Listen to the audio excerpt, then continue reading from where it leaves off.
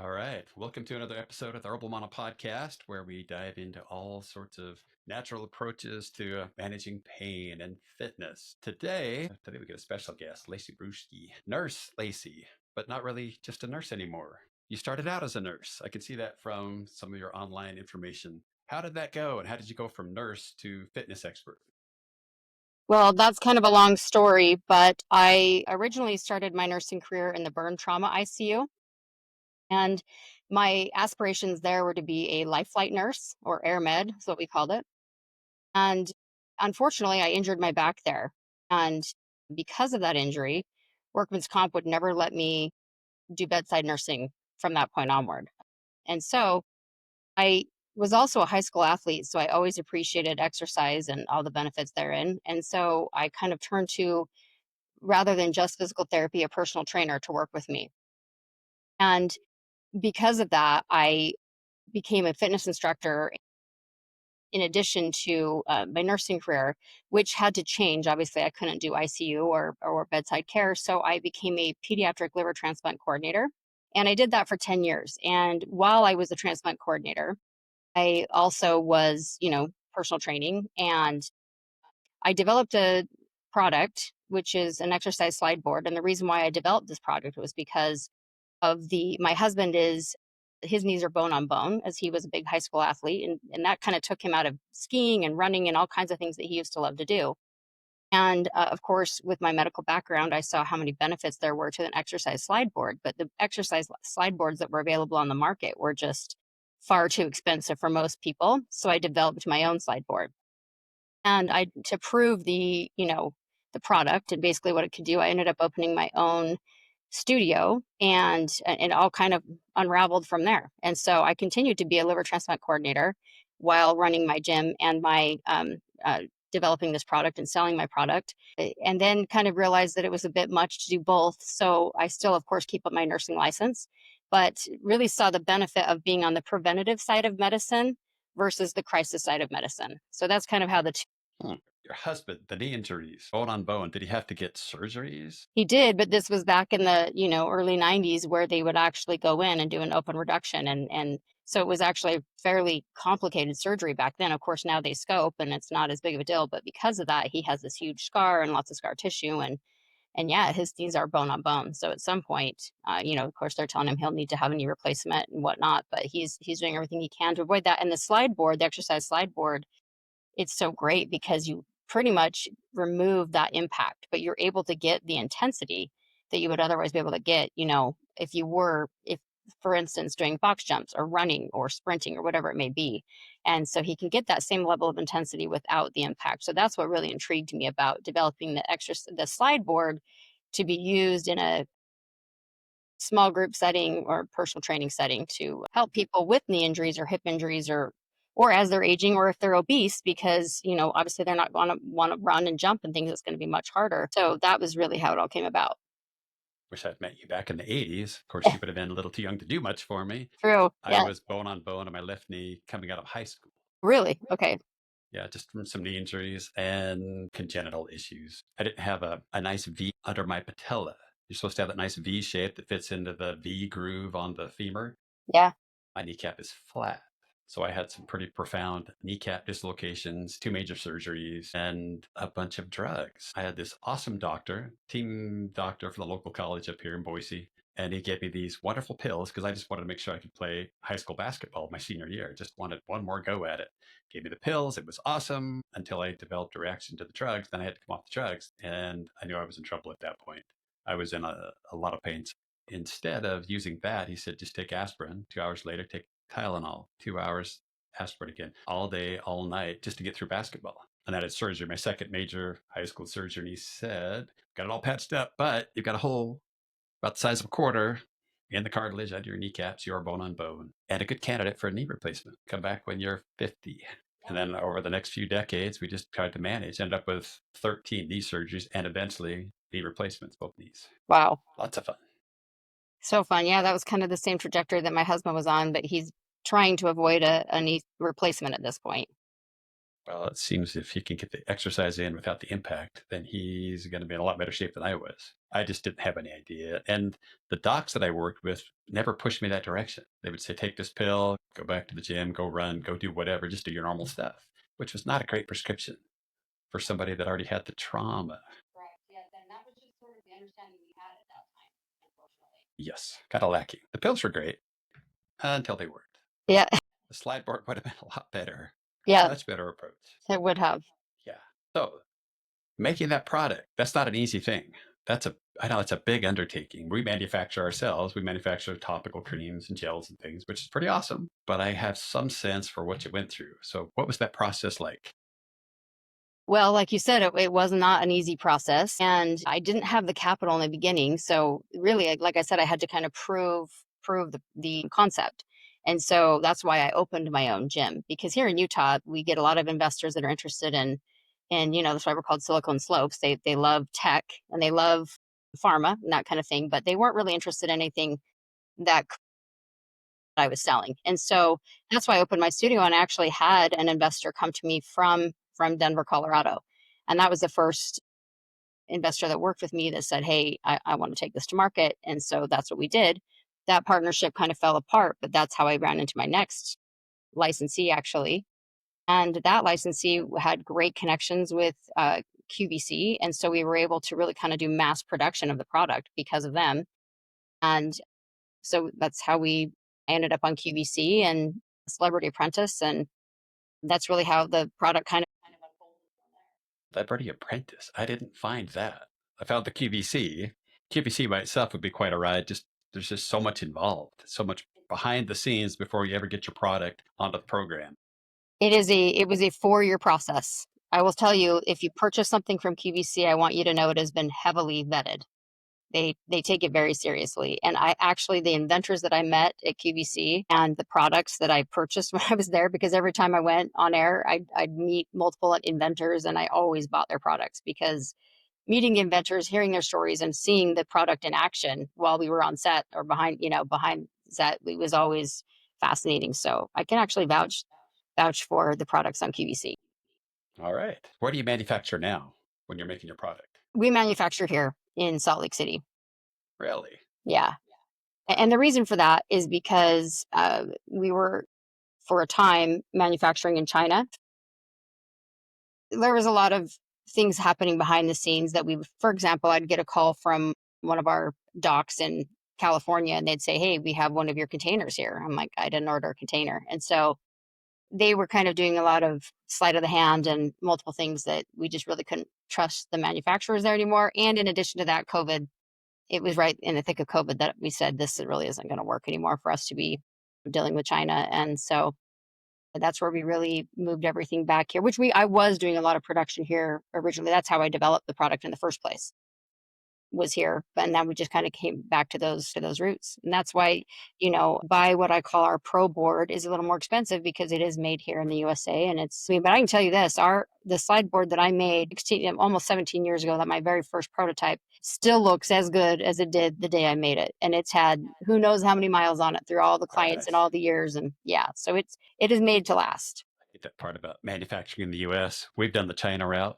just sourcing ingredients for our products. And boy, it's all over the board. When we've got our topicals, we use something you used back in your kidney transplant days. You probably didn't know it. When the kidney was being moved around, it was in a solution of water and dimethyl sulfoxide, DMSO, which we use in our products because it's great for inflammation and pain and absorption into tissue. But DMSO is not always DMSO. If we import it from China, we'd have to run it directly out to a lab to get it tested. And sometimes it was worthless. The same thing with some of the essential oils, magnesium, some of the other things that we use. We couldn't trust it. So we had to start doing some sourcing either onshore or put up the extra expense of buying in China, running it directly to a lab, getting it retested. And that is tough when you're trying to put out a quality product. You can't have surprises. And we had several of those situations as well. That's a whole other story. But yeah, those are the kinds of things that we kept running into.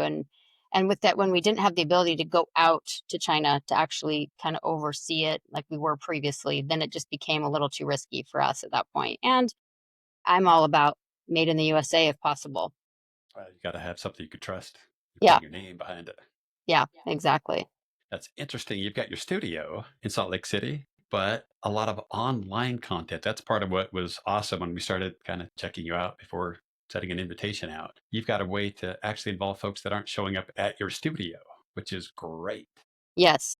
And that is all because of, like I said, we did sell tens of thousands of slide boards on QVC. And this was all the way back when we were selling DVDs. And so I still have people that contact me and want more DVDs, but we really wanted to move to an online platform so that they could be able to get, updated content and continue to use the product without the use of DVDs. So that was really what motivated me to move to that online format. And also COVID, because during COVID, we started doing a lot of Zoom classes and really just recording those workouts and throwing them up on the platform as well. And we do have, I've been on air in Canada and Australia, and also we sold many to folks in Japan. And so we have people reach out to me internationally as well that want workouts. So it was just an easier way to be able to reach the masses. I think it's great because you get so much more reach. Otherwise, you're just kind of stuck with what you can do in Salt Lake City and whoever can show up at the studio. I think it's wonderful to be able to get that out. How hard is it to come up with the content? You've got a lot of variety. How much work is that?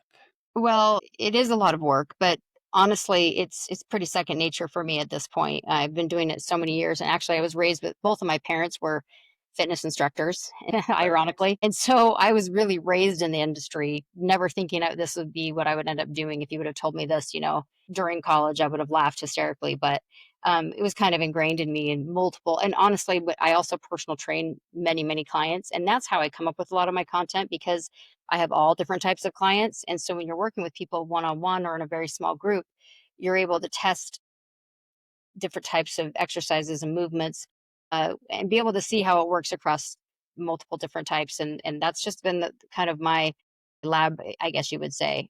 So usually a client will go to do something that I'm explaining to them or demonstrating to them. They don't do it correctly, but I'm like, "Oh, I love that one. Let's do it that way. And that's going to be our new move this week." So that's how I come up with a lot of my content. I like it. Do you work with many broken people that have injuries or achiness or creakiness? Oh, yeah, those are my favorite types of clients. It's fun to work with. I mean, I work with all types. I love working with really every type. Athletes are fun for multiple reasons. People trying to get pregnant are fun because those are the clients that come to me and they've tried about everything, and we start training together, and the next thing you know they get pregnant and they're just shocked and awed, and then trying to lose baby weight, that's always really fun to help people get back in shape. And then my very favorite are people who are aging, and like you said, creaky or post injury or whatever it may be, because it's like a new lease on life. I mean, I've had a client that came basically literally crawling into me, literally came up the elevator and then came in with a little bit of a crutch and then almost had to crawl to get to where I was standing. And I also had a client once who was paralyzed from basically the chest down. And, those people are the most fun to work with because they think they're limited until you show them that they're not. And it's just really fun to get someone off of the floor or out of a wheelchair, or of course not if they're paralyzed, but teach them that they have so much more potential. I got my knee replacements 10 years ago, same year, placements and a back surgery the same year. And I got working with a physical therapist. And the therapist was treating me like I was 75 years old. Wasn't making a lot of progress.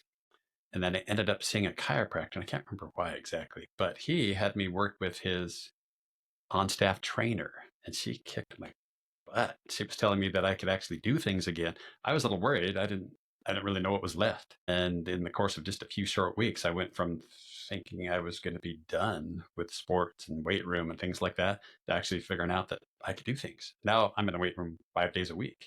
And a lot of it had to do with her showing me that I could actually do things, get moving again. And it's interesting when I read the research, one of the best inflammatory things I can do individually is moving, exercising. Don't have to pop the pills to get one of the best results, which is getting with somebody like you, getting on the slide board, getting back into life, which is interesting because we're kind of told or taught, take it easy on the couch, protect that joint, what's left of it. And that's not the right approach. Yeah, correct. And I mean, I always love to say to my clients, movement is life. And I'll have aging clients. I'm working with a client right now that has osteoarthritis. She has stenosis. She has fracture in her back that's old, a fracture in her ankle, 2 hip replacements. I mean, the list goes on and on.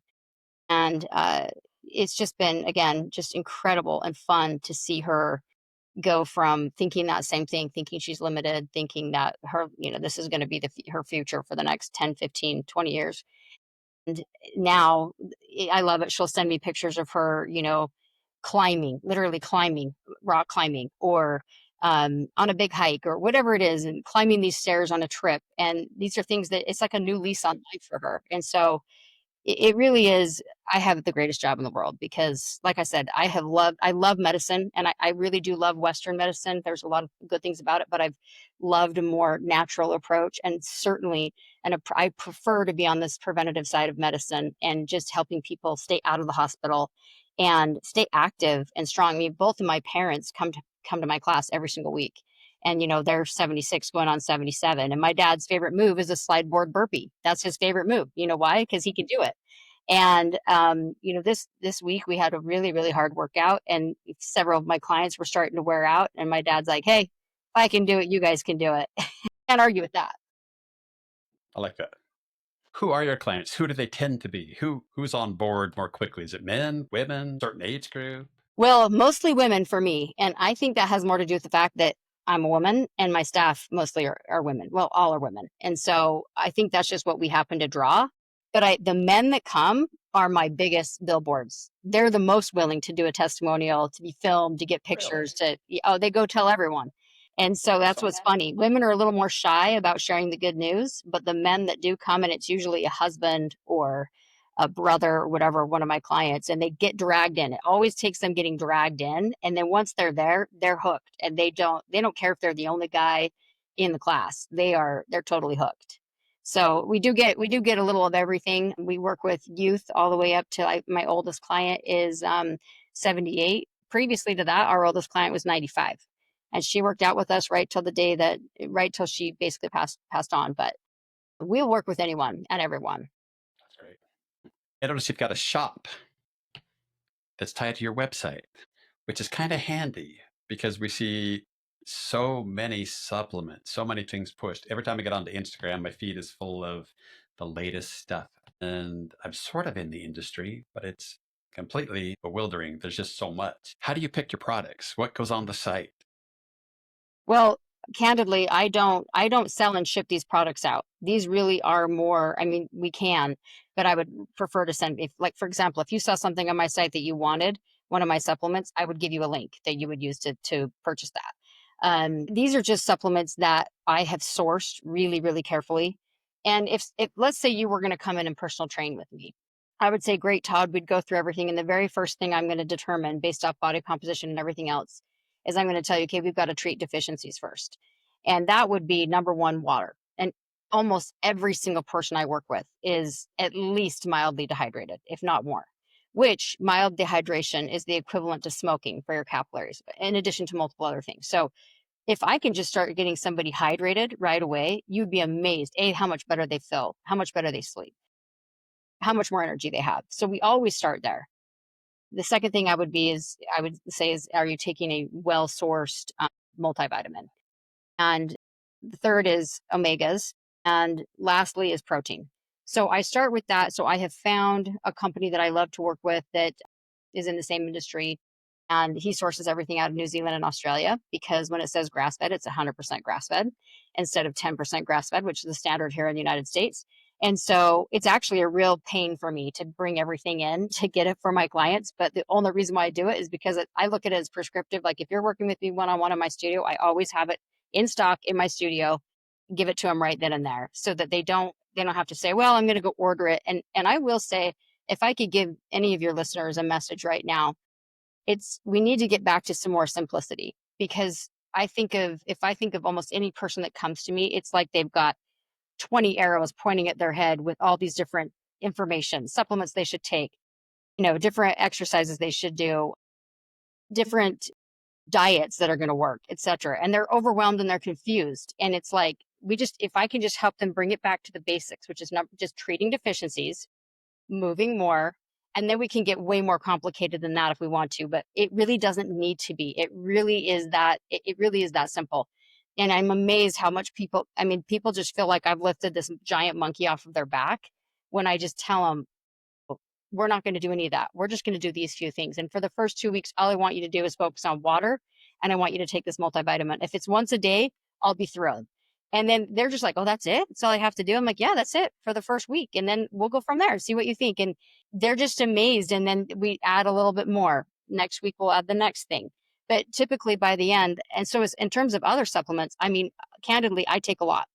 I'm actually, as a nurse, and all the research I do, whenever I find something that, for example, black cohosh for women in perimenopause and menopause, is very, very beneficial and helpful.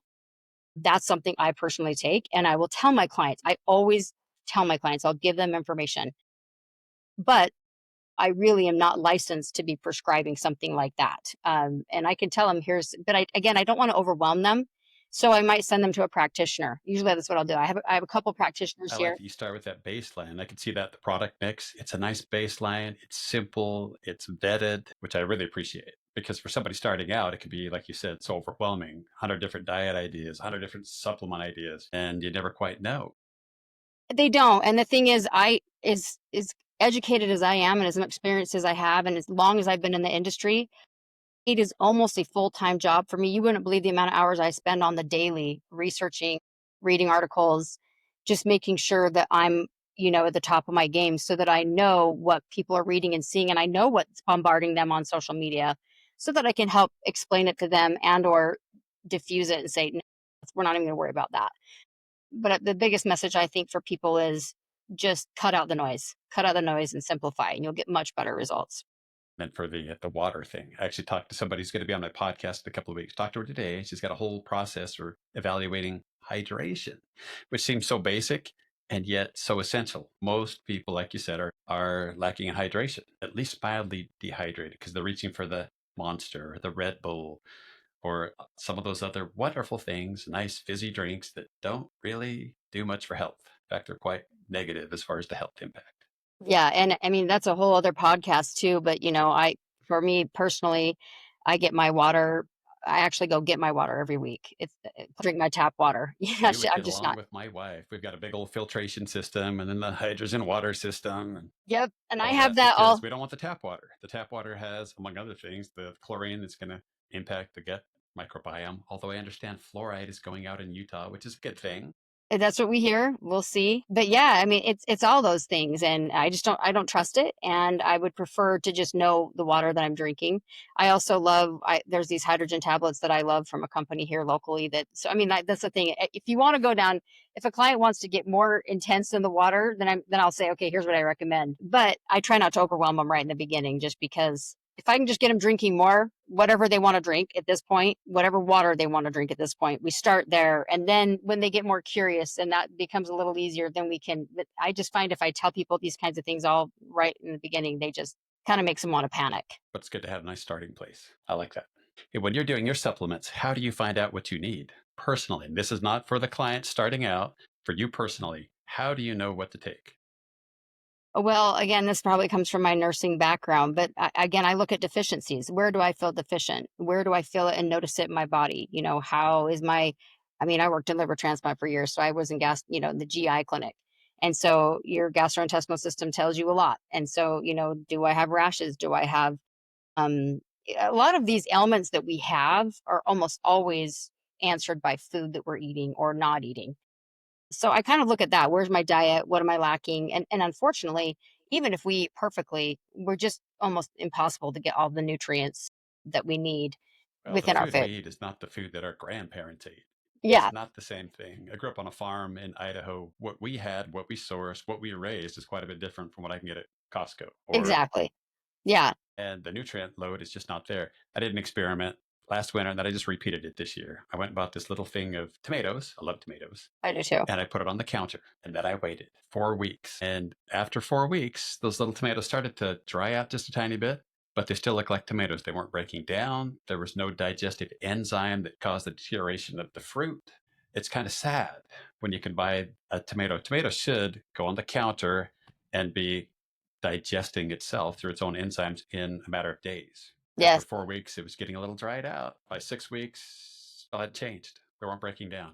They've bred the enzymes out for shelf stability, which is sad because with that goes all of the nutrient load. So you're really just eating a fun little fruit, but no real flavor and no nutrient value. And that's true across the board with so many of our fruits and vegetables. Yeah, and you can see how this just overwhelms people even to hear something like this because they're trying their best and they think, oh, I'm eating healthy. I got these canned tomatoes or whatever it is. And, I usually, when I teach a nutrition seminar, I always go and bring a burger from McDonald's and I buy it like a month in advance and I'll just leave it sitting and I bring it with me. And then I bring an apple and I bite into the apple and I set it on the table in addition to the burger. And, within 15 minutes, the apple is browning and the burger looks exactly like it did the day I bought it, but it's 2 weeks old. And then actually I forgot about it and I just found it because it was in my teaching materials and I somehow it just kind of I forgot to throw it away. And there it was, and it still looks the same today as it did over a year ago when I bought it. And Well, so, awesome. yeah, Some so that's really always nice a preservatives and other crap going on there to keep that shelf stable. And a burger should not be shelf stable.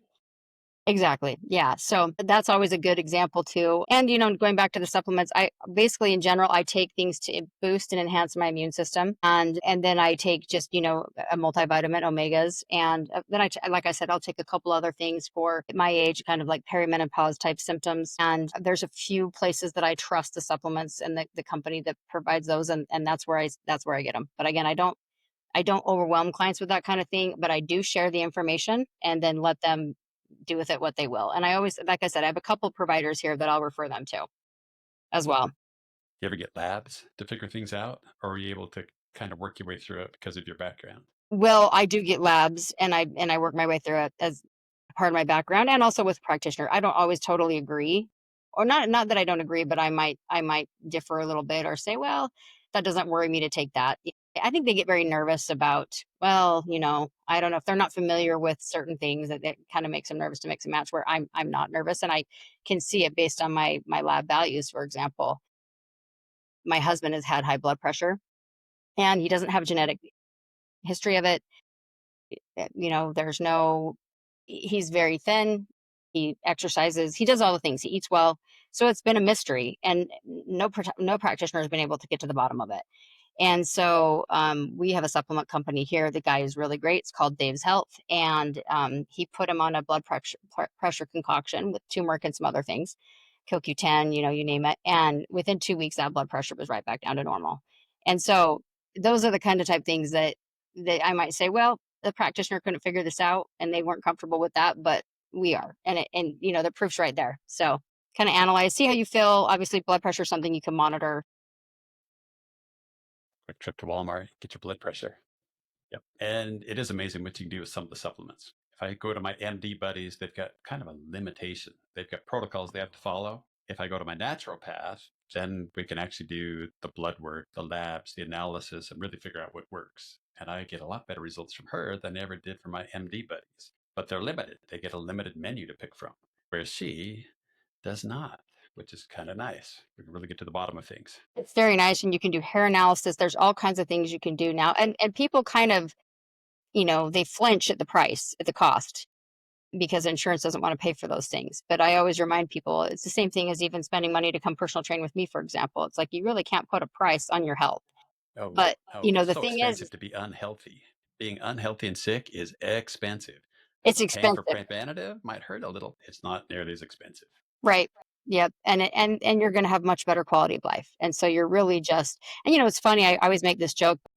Speaking to my male clients, they'll spend all kinds of money on their car, and it just makes perfect sense. Then they're going to put the highest, octane oil in there, whatever. But they'll be like, well, this seems kind of expensive, and it's like, but you're willing to do all this for your car. You only get one body, you know. And so things have to be put in perspective sometimes. But I can see how sometimes you look at that, you go, wow, but mind if I went to this doctor and we didn't do all these labs and I didn't spend money on all these supplements, then, $15 out of, my copay and I'm done. So you kind of have to just, like I said, it's a journey. And as people get more curious and they start feeling better and they want more information, then they're more open to these types of things. And it makes sense. Like you said, there's only one body, and you've got to be able to keep moving. Got to stay healthy as long as you can. How do you get your clients to eat protein? What's that discussion like with the women clients? Well, I'm a numbers person. And so we'll always do body composition, and then I'll calculate their protein needs, the highest end and the kind of the bare minimum of what, and when they see that number, they're always a little shocked. And so we just kind of go, and like I said, this is kind of, week 3, not week 1, maybe week 3, week 4, when they kind of start to wrap their heads around things and they already feel better just from drinking water and taking a vitamin, whatever. And so once I kind of explain it to them why we're doing it, and especially if you give them, many of my clients are around my age. And even if they're not, they do want muscle. They understand that they're going to be fighting this battle of sarcopenia or muscle wasting as we get older. And they've kind of read a lot on it now. It's kind of a hot topic. So now they're even more interested. But I just tell them, just do the test. Just start eating a little more protein. I know I told you I want you to have 140 grams of protein in a week, but how about we start with, let's do 10 grams of protein per meal. And I know you're only eating 2 meals a day, but I want you to try to eat 3. And if you just, and so they'll do it. And then they go, oh, I felt so much better. And I was actually hungrier and I still lost weight. Because here's the thing, they'll come in and they'll lose 2 or 3 pounds. And they're like, whoa, what? I feel better. I didn't eat that much protein. It wasn't that hard. I actually enjoyed it. I had satiety after my meal. And so you just kind of keep proving it by experience, week after week, and just adding a little bit more. And then they want more, more, more, because they see the difference and feel the difference. It's nice to have the right amount of protein. I find that if I don't, I can't recover. I can't get back to the gym. I don't feel as good. Yeah. But it's a challenge for some of us. I've got to get a couple hundred grams a day if I'm really on track. And that can be a challenge. It can be a challenge. And again, I try to tell people, don't let it overwhelm you and don't be hyper focused on any one thing. Just, have you ever heard of the palm method? The palm method, Uh-huh. like eat as much protein as the palm of my hand size, that kind of Yep. palm method. Yep. You know what I'm talking about? With a ribeye, I want 2 palms. But guess what? The irony is 2 palms, you can do 2 palms. And even women, my palm is much different than your palm. But this is the thing that always baffles people. But often the more we eat, especially protein, and if it's nutrient rich food, then the better success we see. People will lose more. I mean, that's actually the number one thing that I usually help my clients with, is I help them exercise a little bit less than they are and eat more. I know that sounds wild, but a lot of people that are coming to me, they're completely in tears and frustrated because they're exercising 15 hours a week and eating 1,000 to 1,200 calories a day, and they can't understand why they're not seeing results. And so I say, oh, you're actually going to eat 5 times in a day, and I want you to work out 4 hours a week. And they're like, what? I mean, they just can't believe it. They're terrified. I'm like, just try it. Just try it one week. They come in and they've lost 5 pounds and they're just stunned. So I usually, that's just getting people to eat more. And so by virtue of, if they eat, 4 times a day instead of 2, automatically they're going to get way more protein in. And then it just gets easier because you find protein that you like. I mean, I do find that supplementing is almost necessary to get that much protein in a day, especially on a day that I'm lifting weights or I'm very active. I don't know. How about you? How do you get your protein in? I have to work hard at it. I make sure I start really early. Protein. I start with some collagen peptides first thing in the morning. Just as soon as I get up, I make sure that I get 50 or 60 grams of protein before I hit the gym. I just have to get right on top of it. If I put it off, if I put off till noon, if I don't eat till noon, I can't get 200 grams in a day. So I just have to get right on it. I'd actually like protein. The only problem is I have to actually, cook and actually do things. Yeah. I can't just reach for the whey all day long. I need a variety. In fact, research shows if we have a variety of protein sources, we absorb more protein. And frankly, I like protein. Yeah. I just have Me to too. make time for it. And variety makes everything taste better, right? Like, Heavens, yes. Yep, works well. It well, is interesting. I like how you said you get started right first thing in the morning, because that's a lot of things that people, intermittent fasting is a really popular right now. And I always remind people, you're never going to get your protein in if you're doing intermittent fasting. It's just not going to happen. And so that's always hard for people if that's something that they've been doing. Well, I But was yeah, actually one of those guys. I feel good going to the gym without eating. I'm fine with that. So I can get up, drink a bunch of water, get a few supplements, go to the gym. Until I started looking at the research. And part of the problem I was having, not building muscle, not recovering, is I was just going on my glycogen stores, which is great. I've got 20 minutes of glycogen, but after that, I'm breaking down muscle because muscle breaks down much more quickly than fat for my fuel in the gym. Then I do my weights, I go home, I eat my protein so I can rebuild the muscles I just broke down. but I don't really make any gains. And I had to actually look at the research and figure out why in the world I was working so hard, but not progressing. And it was just because of that. I was kind of lazy in the morning, not getting my protein in the morning. I've seen some messaging of late for women, which I really like. 30 grams of protein within 30 minutes of getting up. It's better messaging than what I've seen in the past, which is get up, drink water, get your green juice in, and then go to the gym. It's good to get the fuel, good to get the protein, good to get that first nutrient load before heading into to push the weights or do whatever. I also noticed in the gym, the women that are on the treadmill or the bike don't seem to change much. They're working hard. Man, they're working hard. A lot harder than I seem to work at the gym. And then the women that gravitate towards the weights for the bulk of their workout, they change rapidly. I've seen some of late that I've watched that have had babies, some that are on the treadmill, others that are pushing some weights, and the folks pushing weights, man, they transform quickly. Baby Exactly. weight comes off quickly. They get right back in shape in a much shorter amount of time. Yeah. Well, muscle weighs twice as much as fat. And so if you're looking at a scale alone, you might panic and think you're not getting results, but muscle burns, fat like crazy and your metabolism is going to skyrocket. And so that's really why weightlifting is so critical and crucial. And luckily people are starting to kind of come around to that. For so many years, women thought if I lift weights, I'm going to bulk. And the last thing they wanted to do was bulk on top of how they were already feeling. And, It's and so so hard it's for most women to bulk. There's not much risk there. exactly, but it's hard to convince women of this. They're very panicky about that, but they're coming around. And I always find that if I once again, this is something that's just really fun because a lot of people that come to me have never lifted weights in their life. So they start lifting weights and they just love it. I would say they love it more than any other form of exercise. And so not to put down cardio. I think cardio has its place and it's good, but definitely weight training, especially as we age, is absolutely critical. A doctor called muscle the organ of longevity. And I love that messaging. The organ of longevity. Me too. I'm That gonna have actually to seems to borrow that. pop up a little bit more. Pardon me? I said I'm gonna have to borrow that. Yeah, yeah, have at it. First time I heard it was from a guy named Jeremy London, a doctor online. He attributed it to somebody else. And since then, I've heard it quite a few times just over the last 6 months. I really like that messaging. And I think it resonates well. I've used that on my kids, on my wife. And yeah, it makes sense to them. And my wife is now willing to push the weights around a little bit more, which is great. She has to keep up with those grandkids. A lot of fun. So, what does the future hold for your fitness factory, the Obsidian Group? Well, you never know. I never try to put too much. You know, I like to say that I kind of follow whatever God wants me to do, and because truly, I'm not doing what I thought I was going to be doing. So I kind of just take each day one day at a time and don't think too much about where I'm going from here. I'll continue to sell my slide boards and to people who want them. I think it's such a great way to exercise just because of the fact that you can get that low impact. You're moving in every plane of motion, which most exercise, if you think about it, traditional exercise is front to back, sagittal plane, which is whether it's lifting weights, running, walking, cycling. Which is a great way to set up that future injury. Exactly. Right. And so when you teach your body to move in the frontal plane, which is side to side, it's just first you're inviting so many more muscles to the party. It's going to assist in preventing injury.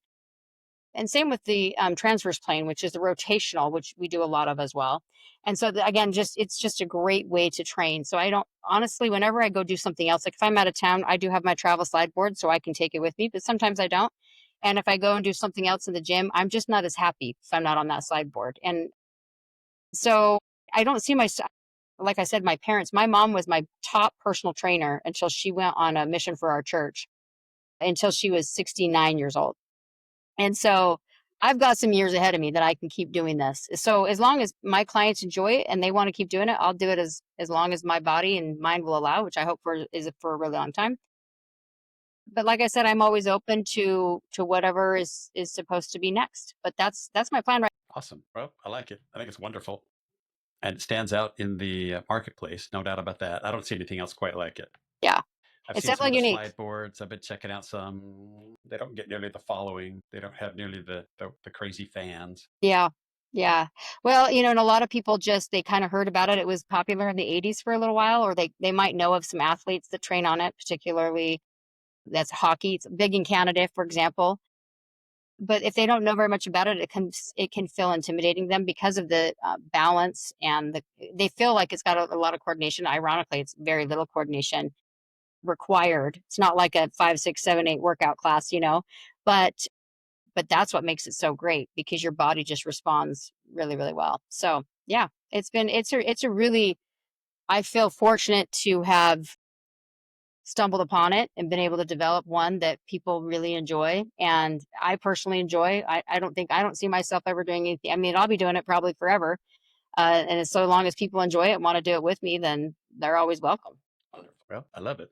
So, how do folks connect with you? Is it best to connect just to the website? They can go to the website and, our email is on the website, our phone number's there, but they can also, there's a place where you can enter to do, you can put in your information to do a free trial and or just contact us, or they can just email me directly. I always respond to email, maybe not always right away, but I do try to get to it within about 24 hours, or one of my staff Awesome. will. So yeah. All right. We'll include all of that down in the show notes. This is wonderful. This is really helpful, not just for the chronic pain kind of folks that we work with, but I think everybody can benefit from this. Anybody in the gym pushing weights could benefit from having something different to challenge them. Like you said, the different planes of motion, essential if we want to recover from an injury or prevent the next injury. Yeah, I think that's great. correct. I think it's wonderful. Well, thank you. All right. Well, it's a pleasure. The pleasure's been mine. I appreciate having you on the show.